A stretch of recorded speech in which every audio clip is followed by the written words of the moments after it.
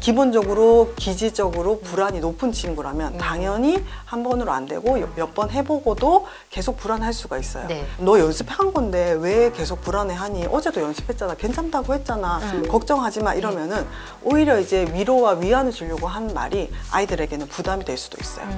엄마가 괜찮다고 했는데 나는 왜 계속 불안하지? 그러면 더 위축될 수가 있거든요. 나는 부족한가? 네. 대기자 TV. 지금 이 순간 많은 부모님들이 고민하시는 거 오늘 좀 나눠보려고 해요. 네네. 가장 결정적인 거는 아마 선생님도 지금 고민하시고 계실 것 같다는 생각이 드는데 네. 유치원과 어린이집에 네. 적응하는 시기잖아요. 지금 네. 3월이. 네네. 어린이집과 유치원에서 잘 적응하고 있는 시그널, 네. 그렇지 못한 시그널 어떻게 부모가 체감하면 좋을까요? 사실은 소아정신과 진료 예약 문의가 제일 많이 오는 시기가 3월, 4월입니다. 3월, 4월이에요? 네, 3월, 4월. 그래서 어떤 면에서요? 학기가 시작되는.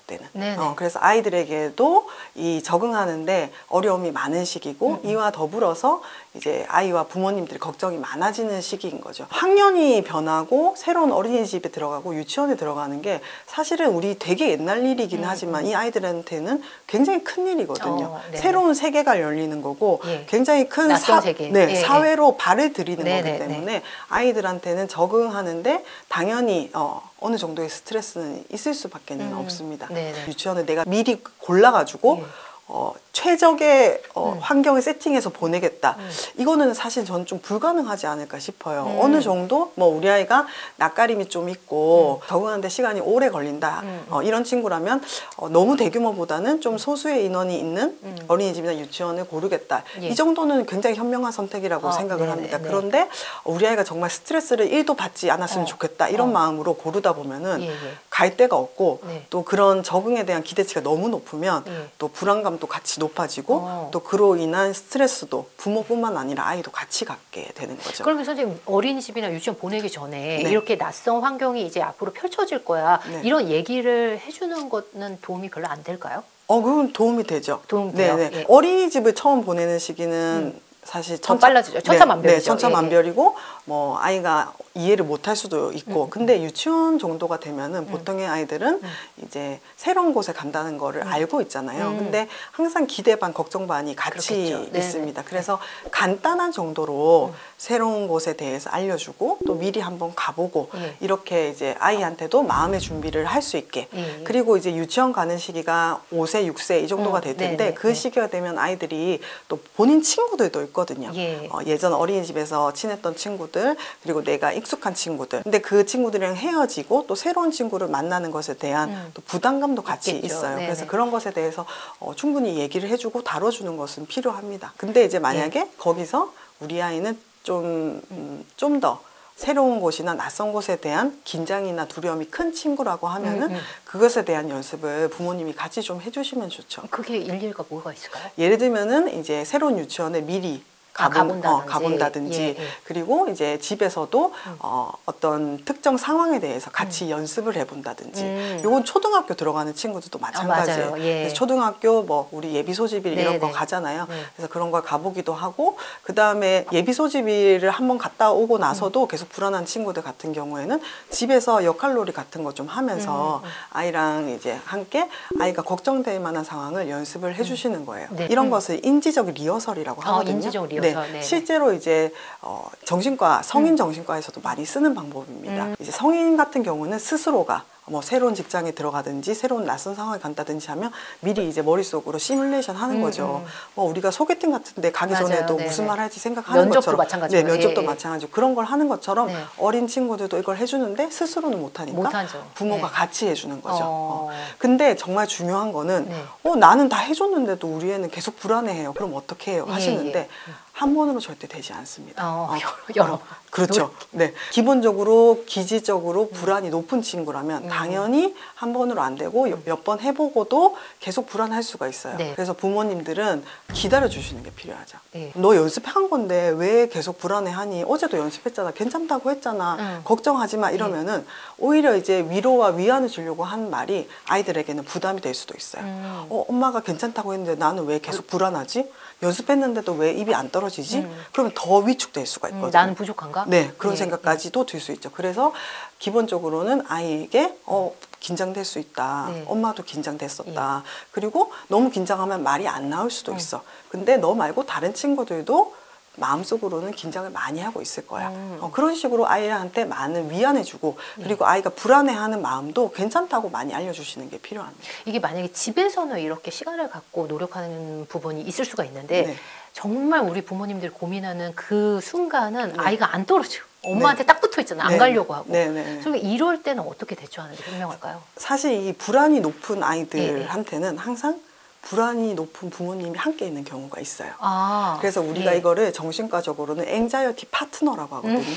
서로 나누는 거야, 불안을. 같이 시너지가 돼버리는 거죠. 근데 이게 유전적으로 내가 불안이 높아서 아이가 불안이 높은 경우도 있지만 아이가 이제 좀 불안이 높고 예민하다 보니까 그런 상황을 이미 부모님도 너무 많이 겪으신 거예요. 그래서 아이가 가서 안 떨어질 것도 미리 예상이 되고 아이가 잘 적응 못할 것이라는 것도 이미 알고 있으니까 부모님도 이미 긴장돼 있는 상태로 같이 들어가 버리는 거죠. 그러면은 우리 아이들은 어린이집을 가던 유치원에 가던 초등학교 입학 때까지도 이 아이들의 판단 기준은 항상 부모에게 있어요. 그러면 우리 아이가 갈 때 막 긴장됐어요. 너무 긴장되는데 엄마를 딱 봤어요. 근데 엄마가 같이 긴장하고 있어. 그러면 우리 아이는 봐, 엄마도 긴장하잖아. 엄마도 같이 걱정하고 있어. 이거는 긴장해야 되는 게 맞는 거야. 엄마도 내가 못할까 봐 걱정하고 있어. 이런 식으로 내 불안이 더 커집니다. 그러니까 계속 서로의 불안을 높여주는 게 되는 거죠. 그래서 아이가 어리면 어릴수록 부모가 마음속에 불안이 있고 긴장이 되더라도 오히려 더 느긋한 모습을 보여주시는 게 필요해요. 마음속으로는 그래, 오늘 전화가 올 수도 있어. 우리 애는 오늘 조기에 내가 데려와야 될 수도 있어. 이런 좀 마음의 준비를 하시되 겉으로는 괜찮아. 긴장하는 것도 있을 수 있어. 그리고 너무 힘들면 아무 말도 못 할 수도 있어. 그러면 엄마가 데리러 올 수 있어. 이런 식의 좀 느긋한 표현을 해주시는 게 필요합니다. 그리고 이제 떨어지려고 할 때도 그러면 아이가 불안 때문에 엄마한테 매달리고 하는데 그때 사실 많이 마음도 안 좋고 단호하게 하기도 힘들어요. 맞아요. 단호하게 하는 게 꼭 되게 막 칼같이 꼭 해야 된다는 뜻은 아니거든요. 너 왜 이래? 들어가! 뭐 꼭 이렇게 못되게 무섭게 말하실 필요는 없어요. 무섭고 겁나지만 오늘은 들어가야 되는 거야. 일단 들어가서 선생님이 도와주실 거고 그 이후에도 한번 견뎌보고 안 되면 선생님이 또 엄마를 불러주실 거다. 이 정도로 따뜻하게 헤어지셔도 됩니다. 단호함이라는 거는 꼭 무섭고 막 매섭게 해야만 되는 것은 아니거든요. 다만 엄마의 행동에 이제 일관성을 가지라는 뜻인 거죠. 그래서 분리를 처음에는 힘들지만 그렇게 일관된 분리를 몇 번 하다 보면은 시간이 걸리더라도 웬만한 친구들은 적응을 하실 거예요. 제가 봐도 웬만큼은 그래도 다 적응을 하는 것 같아요. 시간이 흐르면. 근데 만약에 그럼에도 불구하고 걱정해야 되는 잘 정말 이 친구는 조금 더 신경을 부모님이 써야 된다. 이런 아이 유형이 있을까요? 부모님의 어떤 일반적인 노력이나 좀 꾸준한 노력에도 불구하고 아이가 적응을 못하고 이게 좀 어려움이 있다. 이런 것들은 이제 아이의 일상생활 자체에 문제가 생기는지 안 생기는지를 봐야 합니다. 일상생활이요? 그래서 예를 들면은 뭐 우리가 적응 기간을 사실 근데 초등학교 같은 경우는 저는 한 학기를 보라고 말씀드리고요.